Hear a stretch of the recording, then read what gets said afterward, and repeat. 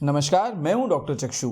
अगर आपके घर में कोई ऐसा पेशेंट है ना जो परेशान है अपनी सीने की जलन से, यानी हमारी भाषा में हार्टबर्न और आपकी भाषा में एसिडिटी से, और बार बार एंटासिड लेने से उसे आराम तो आ जाता है लेकिन प्रॉब्लम सॉल्व नहीं होती, तो अगर ऐसी कोई सिचुएशन में आपके घर का कोई व्यक्ति या आप पड़े हुए हैं तो रिक्वेस्ट करेंगे इस वीडियो को ज़रूर देखें और उन तक ज़रूर पहुंचाएं, ताकि होम्योपैथी के संग हम आपकी एंटासिड की आदत को छुड़वा पाएं और ये एसिडिटी या हार्टबर्न या सीने की जलन से आपको मिले छुटकारा।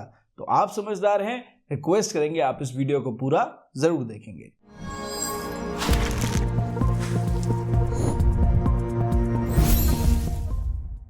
तो वीडियो की शुरुआत में सबसे पहले समझिए कि ये सीने की जलन या हार्टबर्न क्या होता है। ध्यान समझें कि भाई देखिए, आपको हो रही है गैस्ट्रोइसोफेजियल रिफ्लक्स डिजीज यानी GERD, जर्ड। अब ये जर्ड में क्या है कि वो जो एसिड आपके पेट के अंदर है ना, जिसका सिक्रीशन ज़्यादा हो रहा है, जब भी कोई फूड आइटम आप खा रहे हैं यानी खाने की कोई भी चीज़ खा रहे हैं जिसमें फाइबर कंटेंट ज़्यादा है, वो पेट में जाने के बाद उस एसिड को ऊपर लेके आता है और ज़्यादा एसिड प्रोडक्शन की वजह से हमारे स्टमक के अंदर क्या होता है, उसी एसिड की फ्यूम्स बनने लग जाती हैं। अब जब तक आप खाना नहीं खा रहे यानी खाना आपके ईसोफेगस से, खाने की नली से नीचे नहीं जा रहा, तब तक स्टमक का रास्ता है बंद। पर जैसे ही खाना आहार नली से नीचे जाएगा तो वो रास्ता खुल जाएगा और वहाँ पर गैस का प्रेशर ऊपर को निकलेगा। वो जो गैस का प्रेशर है उसके संग में वो जो खाना आपने खाया वो भी ऊपर को आएगा और संग में जो एसिड उसके संग में मिला हुआ है वो भी प्रेशर की वजह से ऊपर तक आ जाएगा। तो ऐसे में क्या होगा, आपको मचेगी जलन। जलन कहाँ से होगी? यहाँ आहार नली जहाँ खत्म होती है वहाँ से लेके गले तक जलन होगी। कई बार लोग शिकायत करते हैं कि डॉक्टर साहब वो जो ना मुंह में खट्टी खट्टी डकार आ रही है, एसिड बार बार ऊपर को आ रहा है और ज़बान का बिल्कुल टेस्ट खराब हो जा रहा है, और ऐसा हर बार खाना खाने के कुछ देर के बाद हो रहा है। इसको कंट्रोल करने के लिए एंटासिड खानी पड़ती है। तो ये जो एसिडिटी, असली एसिडिटी है जो हमारे पास मरीज आके बताता है, वो एक्चुअली है हार्टबर्न। तो जब हमें इसे इंप्रूव करना है तो समझना पड़ेगा कि इसके पीछे क्या कारण है। वो नहीं समझेंगे, कोई भी दवा खा लें, कोई भी इलाज करा लें, प्रॉब्लम सॉल्व नहीं होगी। अब चर्चा कर लेते हैं ये सीने में जलन यानी एसिडिटी या हार्टबर्न की कारणों के बारे में। अब आप खुद समझिए और विचार करिए कि भाई देखिए, हमने कई सारे लोगों के पास सोल्यूशन मांगे। हम पड़ोसी से सोल्यूशन मांग के आए, हम मेडिकल वाले से सोल्यूशन मांग के आए, हम डॉक्टर के पास गए, उन्होंने दवाइयाँ दी, एंटासिड दी, फ़ायदा नहीं हुआ किसी भी चीज़ से अभी तक। तो हमने सोचा चलो एक काम करते हैं, या तो आयुर्वेदिक डॉक्टर को दिखा लेते हैं या होम्योपैथिक डॉक्टर को दिखा लेते हैं, और इनके बताए गए रस्तों पर चलने से फ़ायदा हो गया। क्यों? क्योंकि हमने क्या करा, अभी तक आयुर्वेदिक या होम्योपैथिक डॉक्टर्स के पास आने से पहले हम सिर्फ दवाई पर फोकस कर रहे थे। उनके पास जाने के बाद डिस्कशन हुआ तो हमने समझा कि हमारे लाइफस्टाइल में कुछ हमें बदलाव की ज़रूरत थी, जिन्हें करने से हमें आराम मिला, और हम उन्हें लगातार कर रहे थे, इसलिए प्रॉब्लम सॉल्व नहीं हो रही थी। तो कारण क्या है समझिए। पहला कारण है कि खाना देर से खाना। भाई रात का खाना अगर आप लोग रेगुलरली रात को लेट नाइट खा रहे हैं, यानी मान के चलिए 9 साढ़े 9 बजे के बाद खा रहे हैं, और उसमें भी हैवी मील ले रहे हैं, यानी बढ़िया एकदम फर्स्ट क्लास फ्राइड फूड खा रहे हैं, बढ़िया स्पाइसी खाना खा रहे हैं, बढ़िया चिकन मटन चल रहा है, एकदम ग्रेवी वाला खाना चल रहा है, लबालब एकदम टेस्टी महक वाला खाना, तो ये मान के चलिए आप खुद को एसिडिटी या हार्टबर्न की तरफ धकेल रहे हैं। दूसरा, अगर आपके खाने का समय निर्धारित नहीं है, नहीं खाना आप फिक्स टाइम पे नहीं खा रहे हैं, आपके खाना कभी सुबह खा लिया तो ऐसा करेंगे बहुत देर के बाद जब भूख लगेगी तब खाएंगे। खासकर हमारे घर की महिलाएं क्या करती हैं, सुबह खा लिया तो भैया डॉक्टर साहब फिर तो ऐसा है दोपहर में जब मौका लगा तो खा लिया, नहीं तो फिर सीधे शाम को खाया, यानी दिन में 2 बार खाना खा रहे हैं। कई बार लोग क्या करते हैं, वजन कम करने के चक्कर में खाना दिन में 1 बार 2 बार खाने की कोशिश करते हैं, उसकी वजह से उनको हाइपर एसिडिटी हो जाती है। तीसरा, हम फल नहीं खा रहे, हम सलाद नहीं खा रहे, ठीक है, यानी हम कोई भी फाइबर या एंटीऑक्सीडेंट वाली चीज़ें खाने की कोशिश नहीं कर रहे, कच्चा खाना नहीं खा रहे, इस वजह से हमारे पेट में और ज़्यादा एसिडिटी हो रही है। फिर हम पानी की मात्रा कम पी रहे हैं, जो भी पानी पी रहे हैं वो क्या हो रहा है, ये तो हल्का है, बिस्लरी का पानी पिएंगे, RO का पानी पिएंगे, एसिडिटी में आराम नहीं आएगा क्योंकि उसका TDS है लो, वो पानी है हल्का। हल्का पानी आपकी एसिडिटी में आपकी सहायता नहीं करेगा। फिर उसके बाद क्या हो रहा है, हम बहुत सारी दवाइयाँ खा रहे हैं। अरे भाई डॉक्टर साहब हमें दर्द हो रहा था, हम दर्द की दवा खा रहे थे, कैल्शियम चैनल ब्लॉकर खा रहे थे, हम कोई एंटीबायोटिक खा रहे थे, कोई एंटी एलर्जिक खा रहे थे। तो इसकी वजह से भी हमको परेशानी हो रही है। कई बार लोग क्या करते हैं, बहुत सारी आयुर्वेदिक दवाइयां भी खाने लग जाते हैं। कुछ लोग तो बहुत सारी होम्योपैथिक दवाइयां भी खाने लग जाते हैं।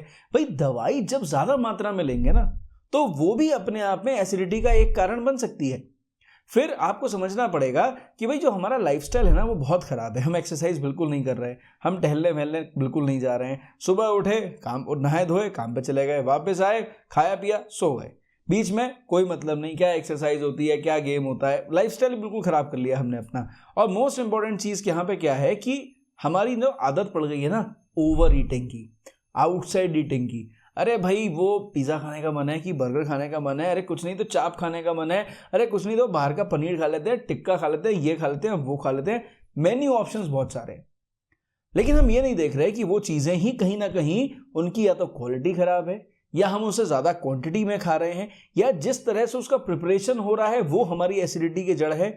इस वजह से हम अपने लाइफस्टाइल को बैलेंस नहीं कर पा रहे और हम हो रहे हैं एसिडिटी का शिकार। और फिर उसके बाद हमें जो स्टमक में परेशानी जब होती है ना, हम एंडोस्कोपी कराते हैं तो निकल के आता है एंट्रल गैस्ट्राइटिस हो गया, पैन गैस्ट्राइटिस हो गया, पेप्टिक अल्सर हो गया, गैस्ट्रिक अल्सर हो गया, ठीक है। और ज़्यादा हो गया, ज़्यादा चेक कर लिया तो भाई हाइटस हर्निया आपको हो गया, या ज़्यादा और हमने और चेक कर लिया तो भाई हमें जो है वो एच पाइलोरिक इन्फेक्शन हो गया। अब चर्चा कर लेते हैं कि ये जो एंटासिड्स हम खा रहे हैं ना, इसके साइड इफेक्ट्स क्या हैं। देखिए, अमेरिकन जर्नल ऑफ गैस्ट्रोएंटरोलॉजी की 2021 की एक रिसर्च है प्रॉपर, जिसमें बताया गया है कि जो पीपीआई है ना, रेविप्रेजोल, ओमिप्रेजोल, पेंटोप्रेजोल, इन सब के ओवर यूज की वजह से या एंटासिड्स के ओवर यूज की वजह से पेशेंट्स को और मल्टीपल कंप्लेंट्स होती है। कौन कौन सी कंप्लेंट्स होती है, ध्यान से समझ लीजिए।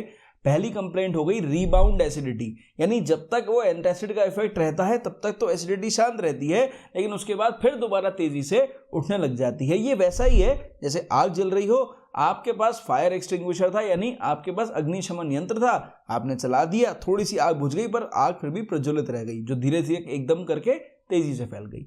This is called as rebound acidity, यानी जब तक दवा का असर है तब तक एसिडिटी नहीं हो रही है, पर दवा का असर खत्म होने के बाद एसिडिटी का इफेक्ट और ज्यादा हो जा रहा है।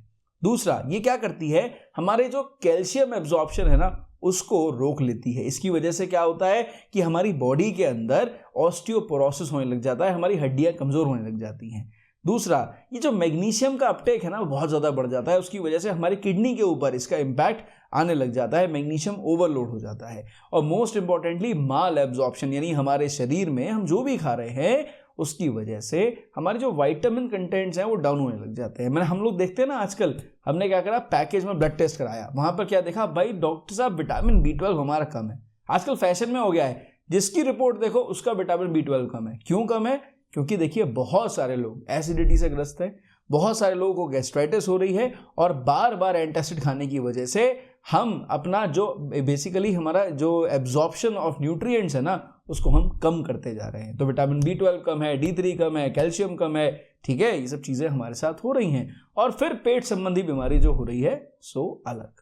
तो अब आपको समझ जाना चाहिए कि भाई एक चीज़ को कंट्रोल करने के लिए खाने वाली जो एक दवा है वही हमारी बीमारी को आगे बढ़ाने की जड़ भी बन सकती है। अब चर्चा करेंगे यहाँ पर होम्योपैथिक दवाइयों के बारे में। भाई कौन सी दवाइयाँ आपके लिए जरूरी हैं? हम ढूंढ के लाए हैं 3 दवाइयाँ जो हर किसी की मदद करेंगी सेल्फ मेडिकेशन में और सेफर डोसेज में। तो पहली दवा हो गई कार्बोवेज। कार्बोवेजिटेबलिस होम्योपैथी की सबसे शानदार दवा है उन मरीजों के लिए जो प्रोग्रेसिव एज ग्रुप के हैं, यानी 40 साल से प्लस के जितने भी मरीज है ना, अगर उनको हो रही हो गैस, एसिडिटी वाली, खाना आ रहा हो ऊपर को, बेल्चिंग हो रही हो, यहाँ पर बिल्कुल एकदम जलन हो रही हो और उसके संग में जोर से डकारें आ रही हो, ठीक है, तो ये जो जोरदार एकदम आवाज वाली जो डकार होती है ना, जब ये हो रही हो, प्रोग्रेसिव एज ग्रुप का पेशेंट हो, समझ लो भाई कार्बोवेज उसकी दवा है।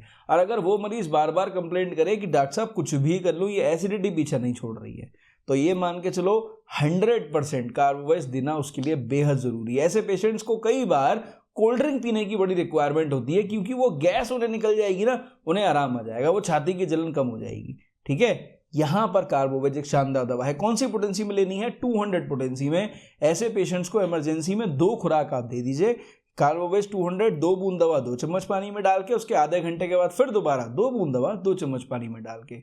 अगर ये दवा आप इमरजेंसी में दे रहे हैं पेशेंट को और आपको लगता है कि हमने 1 हफ्ता रेगुलर दी, तो 1 हफ्ते के बाद बंद कर दीजिएगा। उसके बाद फ्यूचर में कैसे लेनी है डॉक्टर से बात करके ही लीजिएगा।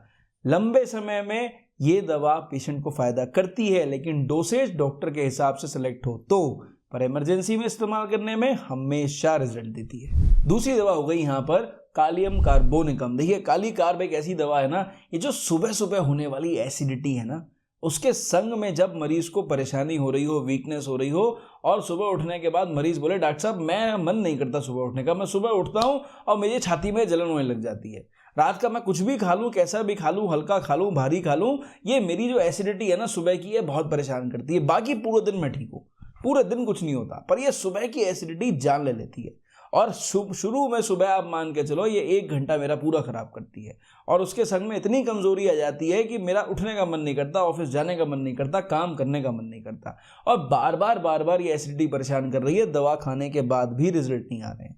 वहां पर काली कार्ब एक शानदार दवा। ऐसे पेशेंट्स में काली कार्ब कैसे देनी है? 2 बूंद दवा 2 चम्मच पानी में डालकर डेली सुबह आप उस पेशेंट को दे दीजिए। पहले 1 डोज 2 बूंद दवा 2 चम्मच पानी में डाल के, आधे घंटे के बाद एक और डोज 2 बूंद दवा 2 चम्मच पानी में डाल के 1 हफ्ते तक रेगुलर देंगे, पेशेंट को काफी हद तक इंप्रूवमेंट आएगा। आगे कैसे देनी है डॉक्टर से डिस्कशन उसके लिए जरूरी है। सोच समझकर आगे दी गई दवा परमानेंटली उसकी एसिडिटी को खत्म करने में उसकी हेल्प जरूर करेगी। अब आ जाइए तीसरी बड़ी इंपॉर्टेंट दवा के बारे में जिसका नाम है आयरिस वर्सिकुलर। देखिए आयरिस वर्सिकुलर उन पेशेंट्स की शानदार दवा है, ये जो अपने रिफ्लक्स से परेशान है, बार बार खाना ऊपर को आ रहा है, बार बार ये सीने में जलन मच रही है, पूरा सीना जल रहा है, मुंह में खट्टा खट्टा सा पानी आ रहा है और ऐसा लग रहा है कि ये जो एसिडिटी है ना ये मेरे सर पे चढ़ गई हो। और उसके बाद जो सर में दर्द होता है ना ये बड़ा खतरनाक है। डॉक्टर साहब जितनी बार मुझे गैस बन जाती है मेरा इतना सर दर्द होता है, मैं परेशान हो जाती हूँ, मैं परेशान हो जाता हूँ, कोई काम नहीं कर मिल रहा, आंख तक नहीं खोल मिलती, इतना सर दर्द होता है। और मुझे ये समझ में आ रहा है डॉक्टर साहब कि ये जो परेशानी है ना मेरी गैस की वजह से ही हो रही है, कोई और कारण नहीं है, ये सर्वाइकल कुछ भी नहीं है, लेकिन ये जो एसिडिटी है ना भारी भारी ये मेरे सर पे चढ़ जाती है। ये जब बातें पेशेंट बोलता है ना तब आयरिस वर्सिकुलर शानदार दवा है। जब भी देनी हो आयरिस वर्सिकुलर 200 2 बूंद दवा 2 चम्मच पानी में डालकर आधे घंटे के गैप पे 2 डोज दे दीजिए, पेशेंट को इंप्रूवमेंट आ जाएगा। ये बार बार हो रहा है, 7 दिन तक रेगुलर दीजिए। फ्यूचर में कैसे देना है उसके लिए डॉक्टर से डिस्कशन जरूरी है, लेकिन रिक्वेस्ट वही है कि ये जो दवाइयाँ इमरजेंसी वाली है ना 7 दिन से आगे अगर लेनी हो तो डॉक्टरी परामर्श में लेने में फायदा, नहीं तो कुछ दिन के बाद इनका असर भी बेकार हो जाएगा। और ध्यान से समझ लीजिए परमानेंट ट्रीटमेंट के लिए डॉक्टर से विचार विमर्श करके लाइफस्टाइल चेंजेस करके दवा खाने पे ही रिजल्ट मिलेंगे और मरीज के पूरे ओवरऑल लक्षणों के हिसाब से सेट की गई दवा ही एसिडिटी में पूरी तरह से फायदा करेगी, नहीं तो धक्के ऑलरेडी खा रहे हैं आप बार बार खाते रहिए। तो आई होप कि इस वीडियो को देखने के बाद ना आपके चक्षु आपके नेत्र खुल गए होंगे, आपको समझ में आ गया होगा कि भैया होम्योपैथी से फायदा तो जरूर मिलेगा, ये एंटासिड से दूर रहने की बहुत जरूरत है, नहीं तो और बीमारी बढ़ जाएगी। तो ये बातों से संतुष्ट है, चैनल पर पहली बार आए थे सब्सक्राइब जरूर करके जाइए और अगर वीडियोज रेगुलर देखते हैं भाई थम्स अप जरूर दीजिए। फिर भी प्रॉब्लम सॉल्व ना हो रही हो तो इस नंबर पे व्हाट्सएप पर मेरे स्टाफ से बात करें, अपॉइंटमेंट लें, मैं आपसे बात जरूर करूंगा, कोशिश करेंगे हम आपकी प्रॉब्लम सॉल्व कर पाए। इस वीडियो में सिर्फ इतना, मेरी तरफ से नमस्कार, थैंक यू एंड जय हिंद।